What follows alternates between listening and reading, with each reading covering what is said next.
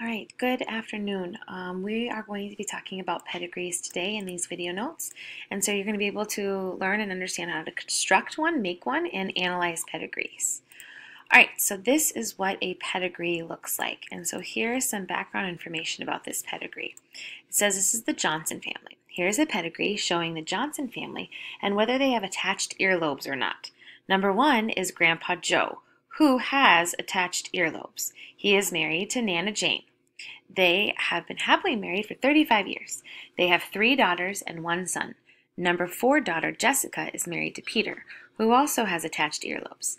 Jessica and Peter together have 2 daughters and 1 son. Both daughters, Sarah and Melissa, also had attached earlobes. Number 9 daughter, Lisa, married Paul, and they had 3 sons. Tom and Jeffrey also both have attached earlobes. Now, most of the time, pedigrees are talking about family disorders, family traits that are passed down that when you would go to a genetic counselor and you wanted to see if you have any risks for those, you would draw a family pedigree. Attached earlobes is not a huge, big deal, but it's an example to show you pedigrees. So some things I want you to write on your notes is what did the symbols mean? So a circle, if you notice, are representing females, and squares are representing males. You notice that those that are shaded in mean they have the trait that you are looking at or the disorder that you are looking at. Those that are not shaded do not. You can see that there are these Roman numerals on the side that is showing you the generations of this family tree. So we have generation 1 going across, we have generation 2, and we have generation 3. So it's kind of like grandparents, parents, aunts and uncles, and then siblings, grandkids, and cousins in the generation 3. And so when you see 2 symbols, a square and a circle, between each other, that is showing that they have either been married or once were married or they got together and reproduced. So when you have a line going down and then you see other lines going interconnecting going down, those are the siblings. Okay, so pedigrees are used to find out the probability of a child having a certain trait or a certain disorder in a particular family. And so one might go to a genetic counselor and they will ask you questions about the history of the family and hopefully find some patterns and to help use with predictions and probabilities of what your offspring might be if you were questioning that. So pedigrees show the presence or the absence of a trait in a family tree. And then you see the relationships between the parents, the siblings, cousins, grandparents, things like that. And so you can see patterns of inheritance as you would draw one and lay one out. All right, so we're going to skip this making a pedigree here for a moment and come back to it at the end.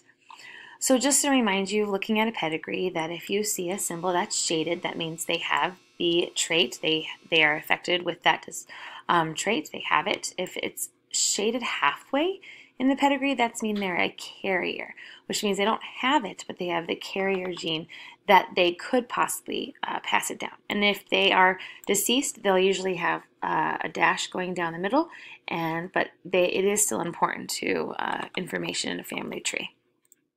So when you're interpreting pedigrees, you can either determine whether it is a sex-linked trait or it is on an autosomal trait. And so things you might want to look for is if most of the males in the pedigree are affected, then that is most likely a sex-linked inheritance trait.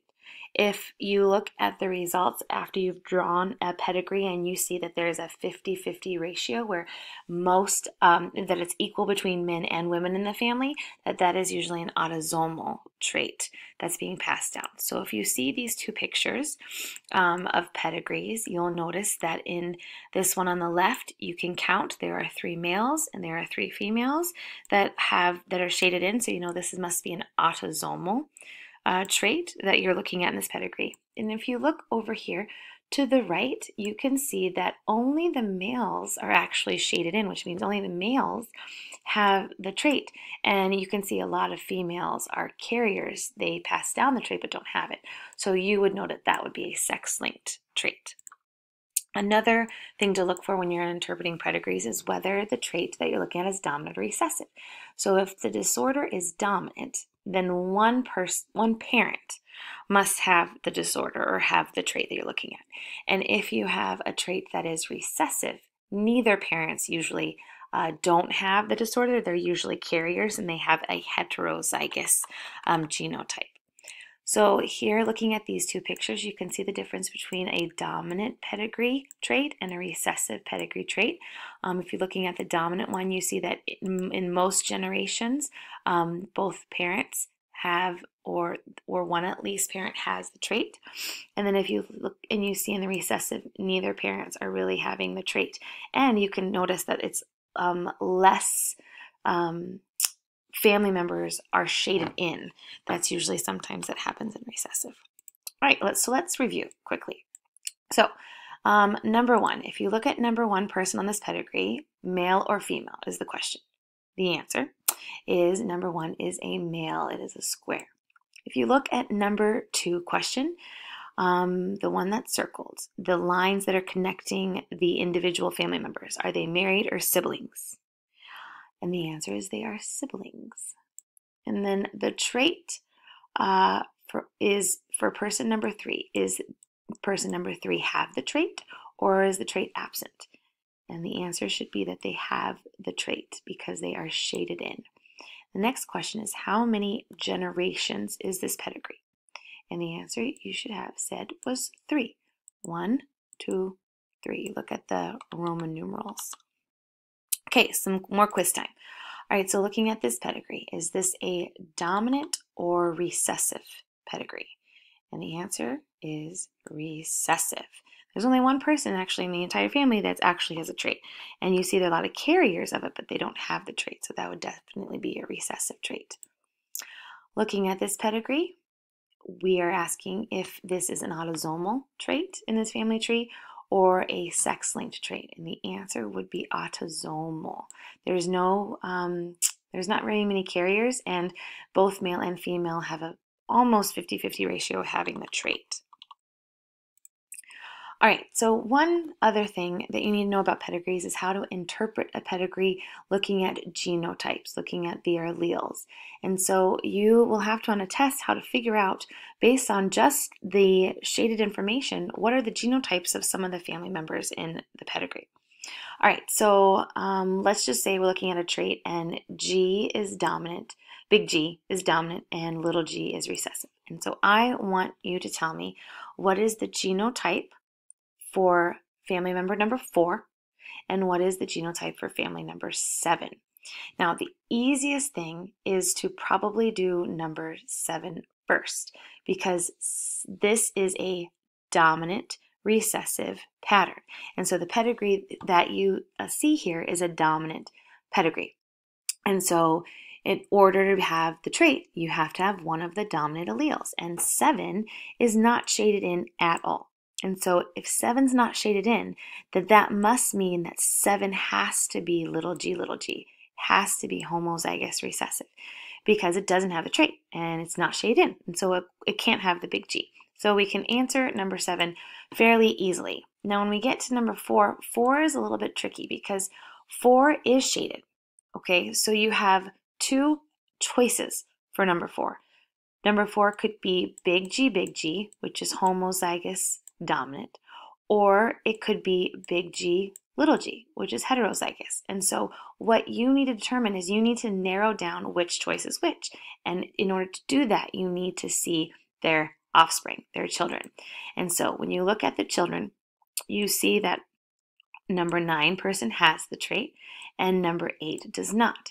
So that means number 4 had to have given trait family person number 8 a recessive allele. Because remember, you get one allele from your mom and one allele from your dad. And you already can see that number 3 doesn't have the trait either. So we know that number 3 is little g. So we already gave one little g from mom to their offspring daughter. But over here, number 4, you have to get one from dad. So we know that number 4 has to at least have one recessive little g. And so, but he has the trait, he's shaded. So he also has to have the big G. So we know that 4 would be a heterozygous genotype. All right, so going back up to the top of your notes, there was this paragraph talking about Grandpa Joe and Grandma Alice, and they both have dimples, which is a dominant trait. Okay, so I want you to read this, and I want you to try to pause the video, and I want you to try to see if you can make your own pedigree with doing Grandma and Grandpa Joe first, and then going down with their offspring, and those people who are married, put them on the outside, and then try to make their children as well and the grandchildren. So just pause the video for a second and see if you can try it. Okay. Now that you have tried it, I want you to take a look at what I have created and how I have made my pedigree. Take a look and compare, fix if you need to fix, and you notice that Sean and Eric, we don't have enough information to determine if they are homozygous dominant or heterozygous for dimples. So that's why they're question marks on the side, because we don't have their parents' background. So they could be either or, and we're not quite sure.